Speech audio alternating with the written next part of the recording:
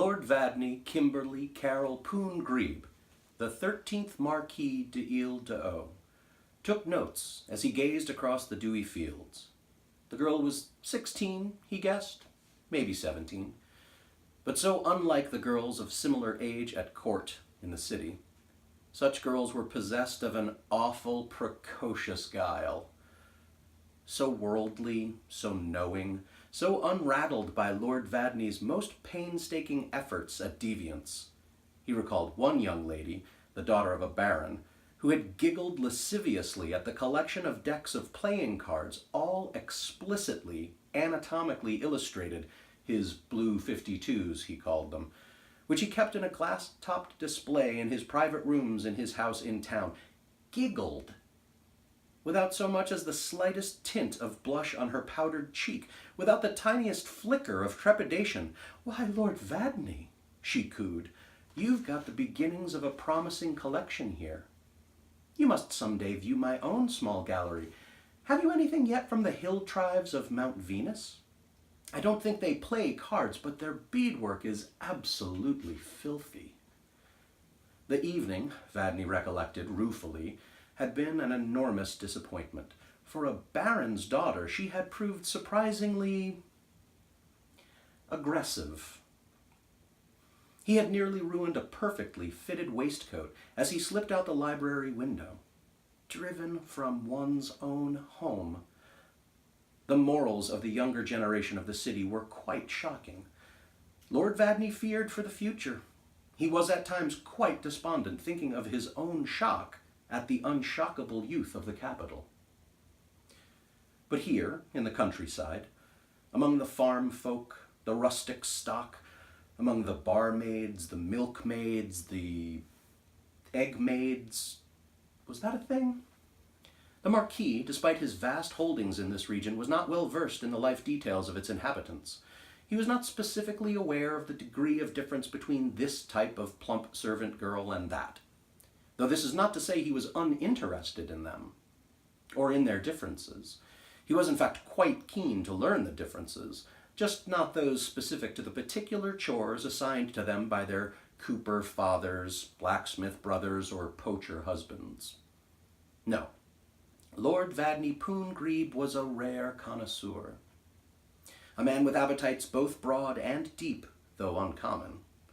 This much he had hinted, even stated outright. "I am a man with appetites both broad and deep, though uncommon," to many a dinner guest, visiting diplomat, page, court alchemist, apothecary, drunken cleric, jester, barber, and bone setter in or just off his path. By now, he must have really quite a burgeoning notoriety. Haven't he? Must be regarded with a mixture of prurient curiosity, revulsion, and respect, probably. I mean, if you had to guess. It'd be in that neighborhood, between evil Svengali and demi-demon, maybe? A little eerie, anyway? Odd? Creep. Well, no, not creep. Creep didn't have anywhere near the elegance, the nefarious punch, the murky appeal and invitation to depraved depths that he'd... "Oi, you! Creep!" It was a surprisingly deep and powerful voice for a lass of only 16, maybe 17. There is a downside to the delightful heft of a farm-fed country girl. Lord Vadney tucked the notebook in which he'd been recording his thoughts about the startlingly voiced creature into his masterfully mended waistcoat. After drawing a line through the entire brief entry, he painfully jabbed himself in the hip with a small stylus and trudged mysteriously, devilishly, said the voice in Vadney's head, back into the encroaching twilight that spawned him, falling only once, and then into the night that spawned him, mysteriously, devilishly. Or as mysteriously and devilishly as allowed by the heavy boots upon which that dratted worrywart Ratch had insisted.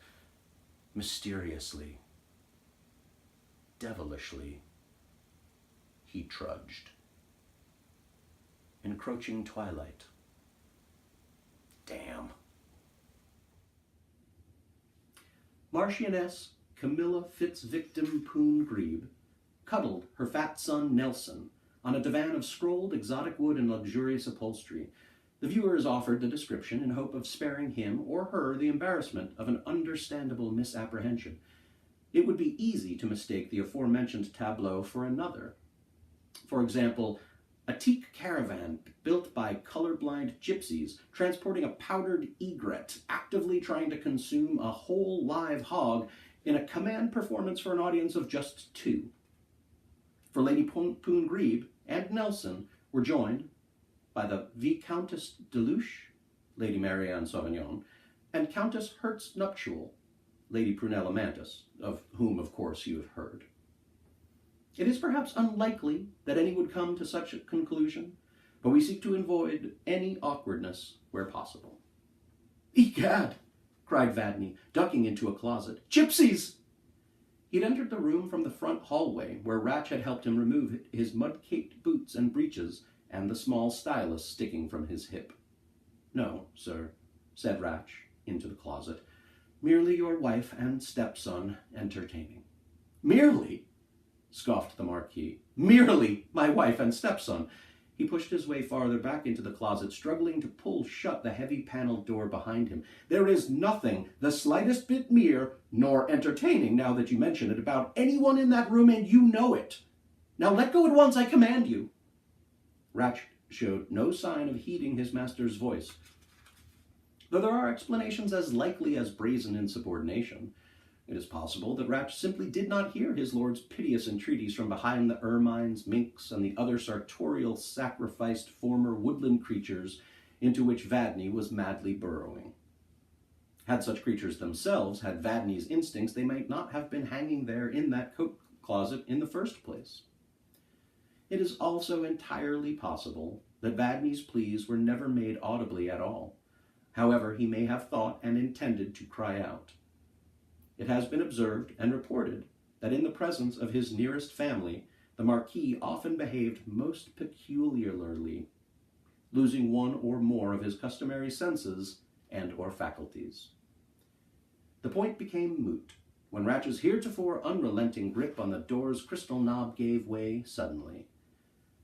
Vadney had stood as much chance of wresting the door from his servant's grips as he had of bare-handedly launching Nelson over the castle's battlements. But Ratch had ceased his share of the struggle. In other words, the Marquis was an absolute lock to slam shut the door, had he not braced his foot in the frame for leverage. So forcefully did he slam said foot in the now uncontested door that his scream was sure, he quailed at the thought, to disrupt his wife's earnest conference. Amazingly, miraculously, mercifully, she paid this coat-closet conflict no evident attention, cradling, so much as her limited wingspan would allow, the strangely silent, Vadney half noticed, Nelson, and conversing with her companions. Vadney made an escape, temporary he knew all too well, that no limp could render uncelebratory. Lord Vadney lifted the glass to his pale lips and took a tentative sip. He swallowed with his eyes closed and nodded slightly. "Leave this bottle close by and bring another," he said. "Shall I bring some to her ladyship, my lord? Oh God, is she—" Lord Poon-Grebe scanned the room hastily, as if he might be snuck up upon and seized physically. He spied no such pressing danger and sank back into the brocaded wing-back chair. "No. Unless she calls for you directly, you have my permission, and the survival sense, I suspect, to avoid her as a general rule." "Yes, my lord." "And Ratch," said Lord Poon-Grebe to the exceedingly weary-looking servant. "Yes, my lord." "Do try to avoid mention of me, even if called directly. I'd rather not be on her mind." "Mum's the word, sir. But I believe that her ladyship may request you at some point tonight, sir." "Did she say something, Ratch?" Lord Vadney's voice cracked ever so slightly. "She alluded, sir, yes." "She alluded me, Ratch? Or is it to me? Alluded to me? Sir, what exactly did she say, Ratch?"